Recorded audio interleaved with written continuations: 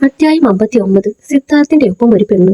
ഓഫീസിലെ ഒരുവിധം ജോലികൾ തീർത്ത ശേഷം നീലിമ അന്ന് വേഗം തന്നെ വീട്ടിലേക്ക് മടങ്ങി. അവൾ വീട്ടിലെത്തിയപ്പോൾ അവിടെ സിദ്ധാർത്ഥ് ഇല്ലായിരുന്നു. നീലിമ കുളിച്ച് ഭക്ഷണം കഴിച്ച് വരാന്തയിൽ ചെന്നിരുന്ന് പുറത്തേക്ക് തന്നെ ശ്രദ്ധിച്ചു. അവളുടെ ആ നോട്ടം കണ്ട മല്ലിക അവളുടെ അരികിലേക്ക് പോയി. എന്നിട്ട് പറഞ്ഞു, സിദ്ധുമോൻ അവരുടെ കുടുംബ വീട്ടിലേക്ക് പോയിരിക്കുക മോളെ. അമ്മ വിളിച്ചിരുന്നു അത്താഴത്തിന് ക്ഷണിക്കാൻ. ഇനിയിപ്പോ നാളെയാവും വരാം. മല്ലിക പറഞ്ഞത് കേട്ട് നീലിമ ജാള്യതയിൽ അവരെ നോക്കി. താൻ സിദ്ധാർത്ഥിനെ അന്വേഷിക്കുന്നത് മല്ലിക മനസ്സിലാക്കിയ ചമ്മൽ അവളുടെ മുഖത്തുണ്ടായിരുന്നു. അല്ല, അശ്വിൻ ഉറങ്ങിയോ? നീലിമ വെറുതെ വിഷയം മാറ്റാനെന്ന പോലെ ചോദിച്ചു. ഉറങ്ങി, മല്ലിക പറഞ്ഞു. സിദ്ധാർത്ഥിനെ കാണാത്തതിൽ നീലിമയ്ക്ക് നല്ല വിഷമമുണ്ടെന്ന് മല്ലികയ്ക്ക് മനസ്സിലായിരുന്നു. അത് ശ്രദ്ധിച്ച മല്ലിക നേരിയ ചിരിയോടെ അവിടെ നിന്നും പോയി. സിദ്ധാർത്ഥ് തന്നോട് ഒരു വാക്കുപോലും പറയാതെ പോയ വിഷമത്തിലായിരുന്നു അപ്പോൾ നീലിമ. ഈ സമയം സിദ്ധാർത്ഥ് അവന്റെ വീട്ടിൽ അമ്മയോടൊപ്പം ഭക്ഷണം കഴിച്ചുകൊണ്ടിരിക്കുന്നതിനിടെ സംസാരിച്ചു കൊണ്ടിരിക്കുകയായിരുന്നു. അവന്റെ അടുത്ത് തന്നെ ഹേമന്തും ലാവണ്യയും ഉണ്ട്. കഴിക്കു മക്കളെ, ഗീത പറഞ്ഞു. സിദ്ധാർത്ഥിന്റെ അച്ഛൻ വിശ്വനാഥനും അവിടെ ഉണ്ടായിരുന്നു. അല്ല ആന്റി, ഇത്ര കാലം കഴിഞ്ഞിട്ടും ആന്റിയുടെ സൗന്ദര്യത്തിന് ഒരു കുറവും വന്നിട്ടില്ലല്ലോ. ഇതെങ്ങനെ മെയിൻറ്റെയിൻ ചെയ്യുന്നേ? ലാവണ്യ ഗീതയെ ഒന്ന് സുഖിപ്പിക്കാൻ തന്നെ വേണ്ടി പറഞ്ഞു. അത് കേട്ട് സിദ്ധാർത്ഥും ഹേമന്തും പരസ്പരം നോക്കി. മോൾക്കൊരു മാറ്റവും ഇല്ലല്ലോ, നല്ല സുന്ദരി കുട്ടിയായിട്ട് തന്നെയല്ലേ ഇരിക്കുന്നത്. ലാവണ്യയെ നോക്കി ഗീത പറഞ്ഞു. അത് കേട്ട് ലാവണ്യ നാണത്തോടെ സിദ്ധാർത്ഥിന്റെ നേർക്ക് നോക്കി. സിദ്ധാർത്ഥിന്റെ മനസ്സിൽ എങ്ങനെയെങ്കിലും കയറിക്കൂടണമെന്ന ചിന്ത മാത്രമായിരുന്നു അവളുടെ മനസ്സിൽ അപ്പോൾ ഉണ്ടായിരുന്നത്. മോൾ എന്നാ ഇനി തിരിച്ചു പോകുന്നത്? ഗീത ചോദിച്ചു. അത് കേട്ട് ലാവണ്യ തല ഉയർത്തി അവരെ നോക്കി. ഉടനെ ഒന്നും പോകുന്നില്ല ആന്റി, ഇനിയിപ്പോ ഒരു കല്യാണമൊക്കെ കഴിച്ച് ഇവിടെ തന്നെ കൂടിയാലോ എന്ന് ആലോചിക്കുന്നേ. ലാവണ്യ സിദ്ധാർത്ഥിന്റെ നേർക്ക് ഉടികണ്ണട്ട് നോക്കിക്കൊണ്ട് പറഞ്ഞു. അത് കേട്ട് സിദ്ധാർത്ഥിനും ഹേമന്തിനും ഒരുപോലെ ദേഷ്യം വന്നു. അവൾ ഉദ്ദേശിക്കുന്നത് സിദ്ധാർത്ഥിനെ വിവാഹം ചെയ്യുന്ന കാര്യമാണെന്ന് രണ്ടുപേർക്കും മനസ്സിലായിരുന്നു. ഗീതക്ക് പക്ഷെ ഒന്നും മനസ്സിലായില്ല. അവർ സിദ്ധാർത്ഥിന്റെ നേർക്ക് നോക്കി പറഞ്ഞു, അത് തന്നെയാ മോളെ നല്ലത്. ദേ, ഇവിടെ ഒരുത്തൻ ഇരിക്കുന്നത് കണ്ടോ? അവനോടൊരു വിവാഹം കഴിക്കാൻ ഞാൻ എത്ര നാളായി പറയുന്നതെന്നറിയോ? അവനത് കേൾക്കുന്ന മട്ടില്ല. ഗീത പറഞ്ഞു. അമ്മേ, അതൊക്കെ ഇപ്പോഴാണ് സംസാരിക്കുന്നത്. ഇവര് പോയിട്ട് നമുക്ക് അതേപറ്റി വിശദമായി സംസാരിക്കാം. സിദ്ധാർത്ഥ് ഉടനെ പറഞ്ഞു. സിദ്ധാർത്ഥ് തന്നെ അപ്പോഴും അന്യയെ തന്നെയാണ് കാണുന്നതെന്ന് ലാവണ്യക്ക് തോന്നി. അവൾക്കതിൽ നല്ല വിഷമവും ഉണ്ടായിരുന്നു. പക്ഷേ അവൾ ആ വിഷമം മറ്റാരും അറിയാതിരിക്കാൻ ശ്രദ്ധിച്ചു. ഭക്ഷണം കഴിച്ച ശേഷം സിദ്ധാർത്ഥ് അവിടെ നിന്നും ഹോളിലേക്ക് പോയി. വിശ്വനാഥും ഹേമന്തും അവന്റെ പിന്നാലെ തന്നെ ഉണ്ടായിരുന്നു. ലാവണ്യയും ഗീതയും ലിവിംഗ് റൂമിൽ തന്നെ ഇരുന്ന് സംസാരിച്ചു. ലാവണ്യ ഗീതയെ എങ്ങനെയെങ്കിലും വളച്ച് സിദ്ധാർത്ഥിനെ കൊണ്ട് തന്നെ കെട്ടിക്കാനുള്ള കാര്യം സമ്മതിപ്പിക്കണമെന്നാണ് പ്ലാൻ ചെയ്തിരുന്നത്. പക്ഷെ എന്തുകൊണ്ടോ സിദ്ധാർത്ഥ് അവിടെയുള്ളപ്പോൾ അങ്ങനെ ചോദിക്കാനുള്ള ധൈര്യം അവൾക്കുണ്ടായിരുന്നില്ല. അവന് ദേഷ്യം വന്നാൽ പിന്നെ വീട്ടിൽ പോലും ചിലപ്പോൾ കയറാൻ കഴിയില്ല. അതുകൊണ്ട് ലാവണ്യ ആ കാര്യം മനഃപൂർവ്വം ചോദിച്ചില്ല. പകരം മറ്റൊന്ന് ചോദിച്ചു. അല്ല ആന്റി, സിദ്ധാർത്ഥിന്റെ ബീച്ച് സൈഡിലുള്ള വീട്ടിൽ താമസിക്കുന്ന പെണ്ണേതാ? നിങ്ങളുടെ ബന്ധുവാണെന്ന് അവൻ പറഞ്ഞേ. സത്യമാണോ അത്? ലാവണ്യ ചോദിച്ചത് കേട്ട് ഗീത വിശ്വനാഥ് ആകെ അമ്പരന്നു. എന്ത്, സിദ്ധാർത്ഥിന്റെ ഒപ്പം ഒരു പെണ്ണോ? ഗീത വീണ്ടും ചോദിച്ചു. അതേ ആന്റി, ഞങ്ങളന്ന് പോയപ്പോ അറിഞ്ഞതാണ്. അവിടെ ഒരു പെണ്ണ് താമസിക്കുന്നുണ്ടായിരുന്നു. അവളെയും കൂട്ടി സിദ്ധാർത്ഥ് പാർട്ടിക്കൊക്കെ വന്നിരുന്നു. ലാവണ്യ പറഞ്ഞു. അത് കേട്ട് ഗീതയുടെ മനസ്സിൽ അത്ഭുതമാണ് തോന്നിയത്. ചെറുപ്പകാലം മുതലേ സിദ്ധാർത്ഥ് ഒറ്റയ്ക്ക് ജീവിക്കാനാണ് താല്പര്യപ്പെട്ടിരുന്നത്. അടുത്ത സുഹൃത്തുക്കളെ പോലും സിദ്ധാർത്ഥ് കൂടെ താമസിപ്പിക്കാറില്ല. അങ്ങനെയുള്ള അവനാണ് ഇപ്പോൾ ഒരു പെണ്ണിനെ കൂടെ താമസിപ്പിച്ചിരിക്കുന്നുവെന്ന് ലാവണ്യ പറയുന്നത്. അവൾക്ക് കള്ളം പറയേണ്ട ആവശ്യവുമില്ല. എന്തായാലും സിദ്ധാർത്ഥിന്റെ മനസ്സിൽ അങ്ങനെ ആരെങ്കിലും ഉണ്ടെങ്കിൽ, അഥവാ അവന്റെ കൂടെ ഒരു പെണ്ണ് താമസമുണ്ടെങ്കിൽ എന്നും അവൻ ആ പെണ്ണിന്റെ കൂടെ സന്തോഷമായി ജീവിക്കട്ടെ എന്ന് ഗീത പ്രാർത്ഥിച്ചു. അപ്പോൾ ലാവണ്യ വീണ്ടും ചോദിച്ചു. അങ്ങനെയൊരു ബന്ധുവുണ്ടോ സിദ്ധാർത്ഥിന്? ലാവണ്യ ചോദിച്ചത് വ്യക്തമായി കേട്ടെങ്കിലും ഗീത മറുപടിയൊന്നും പറഞ്ഞില്ല. അപ്പോൾ അവിടേക്ക് സിദ്ധാർത്ഥും അച്ഛനും ഹേമന്തും വന്നു. അവര് 3 പേരും പെട്ടെന്ന് വന്നത് കണ്ടപ്പോൾ ലാവണ്യ സംസാരം പകുതിയിൽ നിർത്തി. ഗീതയും പിന്നെ ഒന്നും പറഞ്ഞില്ല. സിദ്ധാർത്ഥിനോട് ലാവണ്യ പറഞ്ഞ കാര്യങ്ങൾ ചോദിക്കണമെന്ന് ഗീതയ്ക്ക് ആഗ്രഹമുണ്ടായിരുന്നു. പക്ഷെ ഹേമന്തും ലാവണ്യയും അരികിലുള്ളപ്പോൾ സിദ്ധാർത്ഥ് മറുപടി പറയില്ല എന്ന് ഗീതയ്ക്ക് വ്യക്തമായി അറിയാമായിരുന്നു. സിദ്ധാർത്ഥ് പറഞ്ഞു. എന്നാ ഞാൻ ഇറങ്ങിക്കോട്ടെ അമ്മേ, വീട്ടിൽ ചെന്നിട്ട് കുറച്ച് ജോലികൾ ചെയ്തു തീർക്കാനുണ്ട്. സിദ്ധാർത്ഥ് ചോദിച്ചത് കേട്ട ഗീത അവനെ നോക്കി. സിദ്ധു, ഇന്ന് ഇവിടെ നിന്നൂടെ? നീ എത്ര കാലമായി ഇവിടെ രാത്രി താമസിച്ചിട്ട്? ഗീതയുടെ ചോദ്യം കേട്ട് ലാവണ്യ ഞെട്ടിപ്പോയി. സിദ്ധാർത്ഥ് ബീച്ചിനടുത്തുള്ള വീട്ടിൽ നീലിമയോടൊപ്പമാണ് താമസം എന്നത് ലാവണ്യക്ക് പുതിയ അറിവായിരുന്നു. ബീച്ച് സൈഡിലെ വീട്ടിൽ സിദ്ധാർത്ഥിന്റെ ഓഫീസ് മുറി ഉള്ളതിനാൽ ഓഫീസ് ആവശ്യങ്ങൾക്ക് മാത്രമേ അവനവിടെ പോകാറുള്ളൂ എന്നായിരുന്നു അവൾ കരുതിയിരുന്നത്. അവളുടെ അമ്പരപ്പിന്റെ കാര്യം മനസ്സിലാക്കിയ ഹേമന്ത് അവളെ നോക്കി വെറുതെ നിന്നതേയുള്ളൂ. ഇല്ലമ്മ, ഇന്ന് നിന്നാ ശരിയാവില്ല. നിക്കണമെന്ന് കരുതിയാ വന്നത്. പക്ഷേ കുറച്ച് ജോലി ബാക്കിയുണ്ട്. പിന്നെ ഒരിക്കൽ താമസിക്കാം ഞാൻ, സിദ്ധാർത്ഥ് പറഞ്ഞു. എന്നാലും മോനെ, ഗീത എന്തോ പറയാൻ ശ്രമിച്ചു. അത് കണ്ട വിശ്വനാഥ് അവളെ തടഞ്ഞു. ഗീത, മതി, അവൻ പഴയതുപോലെ ചെറിയ കുട്ടിയൊന്നുമല്ല. ഒരുപാട് കാര്യങ്ങൾ നോക്കാനുണ്ടവന്. മോൻ പോക്കോ, പിന്നെ വന്നാ മതി, വിശ്വനാഥ് പറഞ്ഞു. സിദ്ധാർത്ഥ് അപ്പോൾ അച്ഛനെ നോക്കി. താങ്ക്സ് എന്ന് കണ്ണുകൊണ്ട് കാണിച്ചു. വിശ്വനാഥ് അത് കണ്ട് ചിരിച്ചു. ലാവണ്യ അപ്പോഴും അമ്പരപ്പ് മാറാതെ നിൽക്കുകയാണ്.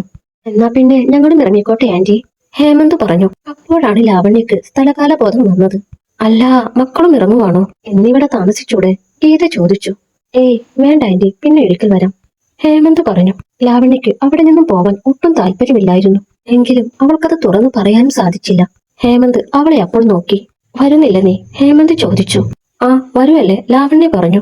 സിദ്ധാർത്ഥ് അപ്പോഴേക്കും അമ്മയോടും അച്ഛനും യാത്ര പറഞ്ഞ ശേഷം ഇറങ്ങിപ്പോയിരുന്നു. ലാവണ്യ മനസ്സില്ലാ മനസ്സോടെ ഹേമന്തിന്റെ കൂടെയും ഇറങ്ങി. അപ്പോൾ ഗീത സിദ്ധാർത്ഥ് പോകുന്നതും നോക്കി നിന്നു. അല്ല, ഇതെന്താ നീ അങ്ങനെ അമ്പരന്ന് നിൽക്കുന്നത്? ഭാര്യയുടെ മൂകമായ നിൽപ്പ് കണ്ട് വിശ്വനാഥ് ചോദിച്ചു. ഞാൻ നമ്മുടെ സിദ്ധുവിന്റെ കാര്യം ഓർക്കുകയായിരുന്നു. എപ്പോഴും പറയാറുള്ള കാര്യം തന്നെയാണ്. അവനിങ്ങനെ ഓടി നടന്നാൽ മാത്രം മതിയോ? ഒരു പെണ്ണൊക്കെ വേണ്ടേ? ഗീത ലാവണ്യ പറഞ്ഞറിഞ്ഞ കാര്യം മനഃപൂർവ്വം ഭർത്താവിൽ നിന്ന് മറച്ചുവെച്ചു. സത്യമാണോ എന്ന് അറിഞ്ഞതിന് ശേഷം മാത്രം മതി അദ്ദേഹത്തോട് ഈ കാര്യത്തെക്കുറിച്ച് പറയുന്നതെന്ന് അവർ തീരുമാനിച്ചിരുന്നു. എന്റെ ഗീത, നീ എപ്പോഴും ഈ കാര്യം തന്നെ ഇങ്ങനെ ചിന്തിച്ചുകൊണ്ടിരുന്നാൽ എങ്ങനെയാ? നിനക്ക് സിദ്ധുവിന് അറിയാവുന്നതല്ലേ? അവൻ ഒറ്റക്ക് ജീവിക്കുന്നതാണ് ഇഷ്ടമെങ്കിൽ അവൻ അവന്റെ വഴിക്ക് വിട്, വിശ്വനാഥ് പറഞ്ഞു. അത് കേട്ട് ഗീത ഒന്ന് മൂളി. അവരുടെ മനസ്സിൽ അപ്പോഴും സിദ്ധാർത്ഥിന്റെ കൂടെ താമസിക്കുന്ന പെണ്ണ് ആരായിരിക്കും എന്ന ചിന്തയായിരുന്നു. മല്ലിക അശ്വിനെ ഉറക്കിയ ശേഷം സ്വന്തം മുറിയിലേക്ക് ഉറങ്ങാനായി പോയി. നീലിമ ഓഫീസിലെ ജോലികൾ ചെയ്തു തീർക്കുകയായിരുന്നു. സിദ്ധാർത്ഥിനെ കാണാൻ കഴിയാത്ത വിഷമം അവളുടെ മുഖത്തുണ്ടായിരുന്നു. ജോലികൾ ഒതുക്കിയിട്ടും അവൾക്കുറക്കം വന്നില്ല.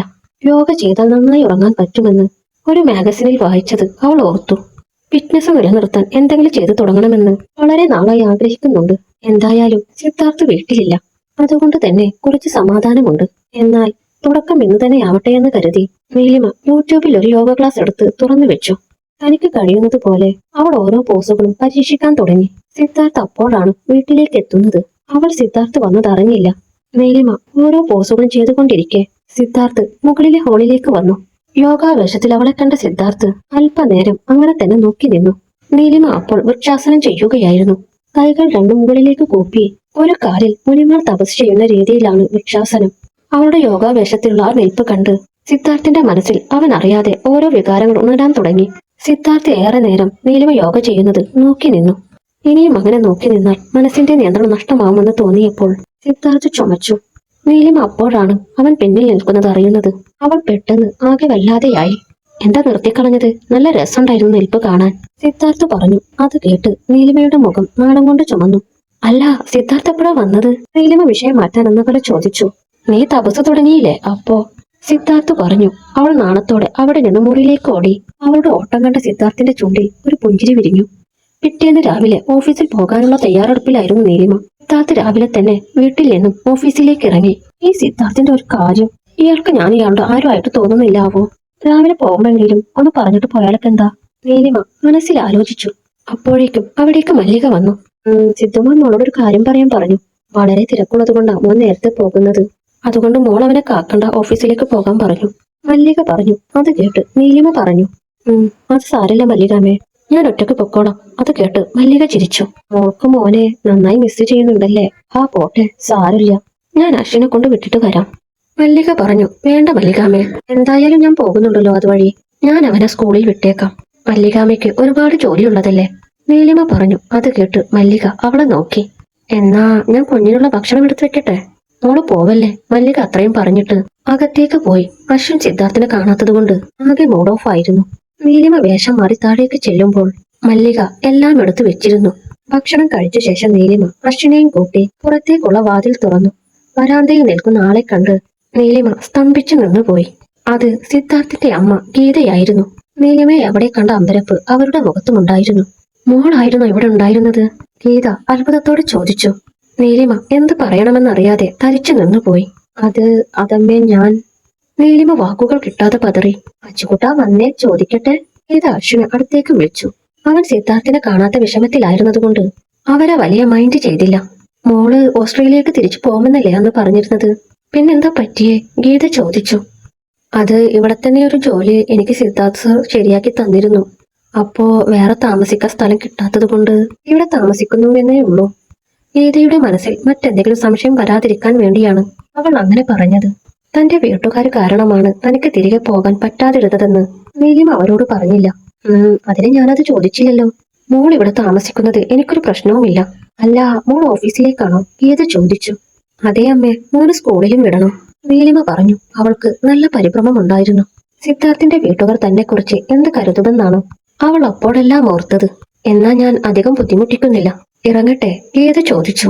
അയ്യോ, എനിക്കൊരു ബുദ്ധിമുട്ടുമില്ല, നീലിമ പറഞ്ഞു. അതല്ല കുട്ടി, സത്യത്തിൽ ഞാൻ സിദ്ധാർത്ഥിനെ കാണാനാ വന്നത്. അവനിവിടെ ഇല്ലല്ലോ, പിന്നെ ഞാനിവിടെ ഇരുന്നിട്ട് എന്തിനാ? ഗീത അത്രയും പറഞ്ഞിട്ട് എഴുന്നേറ്റു. അപ്പോഴാണ് മല്ലിക അവരെ കണ്ടത്. അയ്യോ, ഇതെന്താ, വന്ന ഉടനെ പോവുകയാണോ? ഞാൻ ചായ എടുക്കാം, മല്ലിക പറഞ്ഞു. വേണ്ട മല്ലിക, പോയിട്ട് കുറച്ച് തിരക്കുണ്ട്. ഗീത നീലിമയോടും മഷിനോടും യാത്ര പറഞ്ഞ ശേഷം അവിടെ നിന്നും ഇറങ്ങി. നീലിമയുടെ മനസ്സിൽ വല്ലാത്ത ഭയം നിറഞ്ഞു. സിദ്ധാർത്ഥിന്റെ അമ്മ തന്നെ അവിടെ നിന്നും ഇറക്കി വിടാൻ പറഞ്ഞാൽ സിദ്ധാർത്ഥ് ഉറപ്പായും അത് കേൾക്കുമെന്ന് അവൾക്ക് തോന്നി. അങ്ങനെ സംഭവിച്ചാൽ താൻ അശ്വിനെയും കൂട്ടി എവിടേക്ക് പോകും? നീലിമയുടെ ചിന്തകൾ കാടുകയറി. ഈ സമയം കാര്യങ്ങൾ ചോദിച്ചറിയാനായി ഗീത അപ്പോൾ സിദ്ധാർത്ഥിന്റെ ഓഫീസിലേക്ക് പോകുകയായിരുന്നു.